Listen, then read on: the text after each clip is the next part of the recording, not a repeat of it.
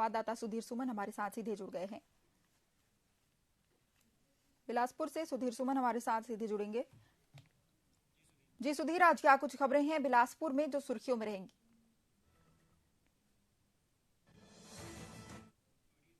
कि कल से जो कहीं ना कहीं जो यातायात व्यवस्था है वो काफी दुरुस्त कर ली गई है बिलासपुर की यातायात पुलिस के द्वारा। लगातार करोड़ों रुपए की खर्च से ये कहा जा सकता है कि कैमरे से मॉनिटरिंग करने वाली जो व्यवस्थाएं थी यातायात की वो सुचारू रूप से चलना प्रारंभ हो चुका है। अब लोगों की चालान जो है ई चालान के माध्यम से कटने वाला है। मतलब साफ तौर पे ये कहा जा सकता है कि बिलासपुर की जो जनता है उन्हें सतर्क होने की अब जरूरत है। अगर कोई ट्रैफिक रूल्स के जो पालन है उसे नहीं करते हैं, ट्रैफिक रूल उनके द्वारा तोड़ा जाएगा तो कहीं ना कहीं उनकी जो चालान है वो सीधे उनके घर तक पहुंच जाएगा। तो साफ तौर पर यह कहा जा सकता है कि यातायात पुलिस अब बिलासपुर में दुरुस्त हो चुकी है। अब ये भी कहा जा सकता है, लगातार ये देखा जा रहा है कि जिस तरह से कुछ दिनों से बिलासपुर पुलिस भी लगातार जो कार्रवाई है वो अपनी बढ़ा दी है। उनकी कार्रवाई काफी तेज हो चुकी है। इसका असर साफ तौर पे ये भी कहा जा सकता है कि छत्तीसगढ़ में जिस तरह से सरकार बनने के बाद ये जो कानून व्यवस्था वो दुरुस्त हो गई है। लगातार जो पुराने पेंडिंग काम थे, जो शिकायतें थी, उन्हें देखा जा रहा है, उन्हें खंगाला जा रहा है। साफ तौर पे सबसे महत्वपूर्ण बात यह है कि जो महिलाएं यहाँ से गायब हुई थी तमाम बिलासपुर जिले के थाने क्षेत्र से, उन्हीं की भी बरामदगी की जो प्रक्रिया है वो शुरू कर दी गई है। और लगातार जो लोग हैं वहां तक पहुंच रहे हैं, उन्हें सकुशल उनके परिवार तक पहुंचाया जा रहा है।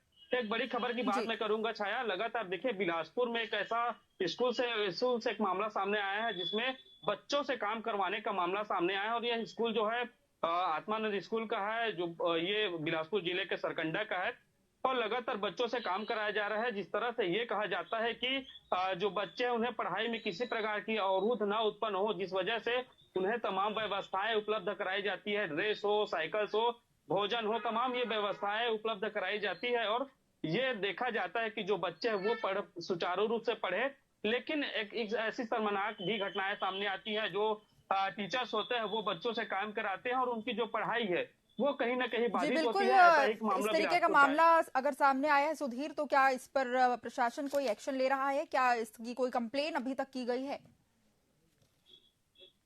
बिल्कुल छाया, देखिए जिस तरह से ये वीडियो वायरल हुआ है सोशल मीडिया पर, उसके बाद से जो जिला शिक्षा अधिकारी है उन्होंने मामले पर संज्ञान लेने की बात कही है। और साफ तौर पर यह भी कहा है कि उनके द्वारा टीम गठित किया जाएगा। उस टीम में जो भी फैसला आएगा, उनका जो भी निष्कर्ष सामने आएगा, उसके आधार पर कार्रवाई करने की बात कही गई है।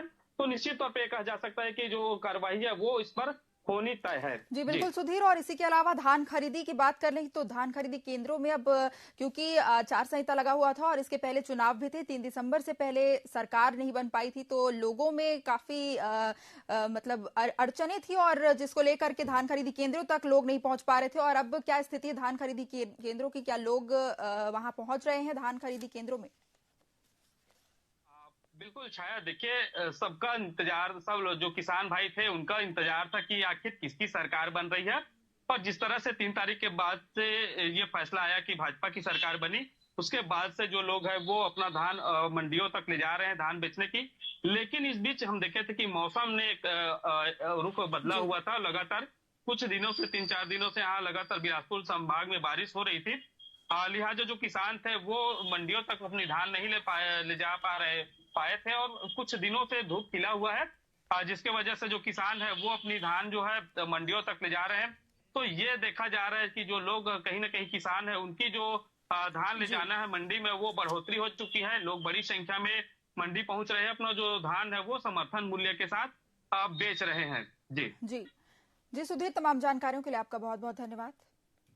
और ये थे हमारे संवाददाता सुधीर सुमन बिलासपुर से, जो बिलासपुर की तमाम बड़ी अपडेट्स हम तक सीधे पहुंचा रहे थे।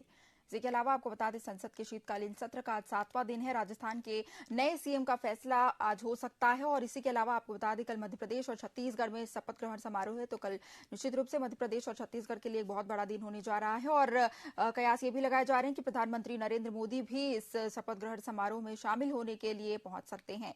इसी के अलावा आपको बता दें पीसीसी चीफ कमलनाथ ने मोहन यादव से मुलाकात करने पहुंचे और उन्हें नए सीएम बनने पर उन्हें बधाई भी दी है। और रिपोर्टर्स लाइव में आज के लिए इतना ही। आप बने रहिए टीवी 24 के साथ। नमस्कार।